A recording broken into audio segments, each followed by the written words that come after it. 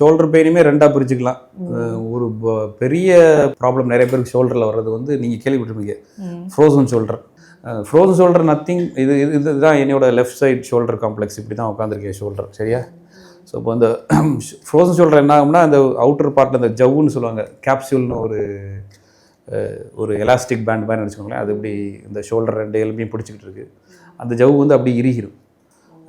So அப்போ இருக்கும்போது அந்த பேஷண்ட்ஸுக்கு வந்து we call them frozen shoulder.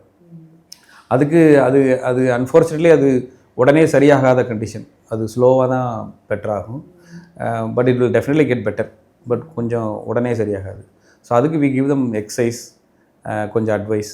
And மெயினாக அவங்க வந்து பிளட் சுகர்ஸை வந்து கண்ட்ரோலில் வச்சுக்கணும். அதையும் வச்சுக்கணும், எக்ஸசைஸ் ரெகுலராக பண்ணணும். அது ரெண்டும் பண்ணாங்கன்னா அந்த ஃப்ரோசன் ஷோல்டரும் பெட்டராகிடும்.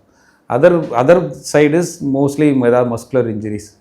நீங்கள் சொன்ன மாதிரி ரொட்டேட்டர் கஃப்னு குரூப் ஆஃப் மசில் இருக்குது. இப்போ யங் அத்லீட்ஸ் இருக்காங்க, விளையாடுறாங்க, இல்லை ராக்கெட் ஸ்போர்ட்ஸ் நிறையா விளையாடுறவங்க, பேட்மிண்டனோ டென்னிஸோ ரெகுலராக விளையாடிக்கிட்டே இருக்காங்க. அப்போ என்ன ஆகும்னா, அவங்க விளையாடுறாங்க, தட் இஸ் குட். பட் ஆனால் அதுக்கேற்றாப்புல எக்ஸசைஸ் பண்ண மாட்டாங்க. இந்த ஷோல்டர் மசிலெல்லாம் ஸ்ட்ரென்தன் பண்ணிக்கிட்டே நீங்கள் ஸ்மாஷ் அடிச்சிங்கன்னா பிரச்சனை இருக்காது. பட் மசிலுக்கு எதுவுமே எக்ஸசைஸ் கொடுக்காம நீங்கள் அடிச்சுக்கிட்டே இருந்தீங்க அப்படின்னா, இல்லை ஃபாஸ்ட் பவுலிங் போட்டுகிட்டே இருந்தீங்கன்னா, தென் அந்த உள்ளுக்குள்ளே ரொட்டேட்டர் கஃப்னு ஒரு குரூப் ஆஃப் மசில் இருக்குது, அதில் ஏதாவது இன்ஜுரி ஆக வாய்ப்பு இருக்குது. ஸோ அந்த மாதிரி பேஷண்ட்ஸும் நிறைய பார்க்குறோம். எஸ்பெஷலி ஃபாஸ்ட் பவுலர்ஸ், இந்த badminton players, not just professional players இல்லை, general middle age people who are going for general ஃபிட்னஸ்க்காண்டி வீக்லி 2-3 டைம்ஸ் விளையாடுவாங்க. அவங்களுக்கு இந்த பெயின் ரொம்ப காமன்.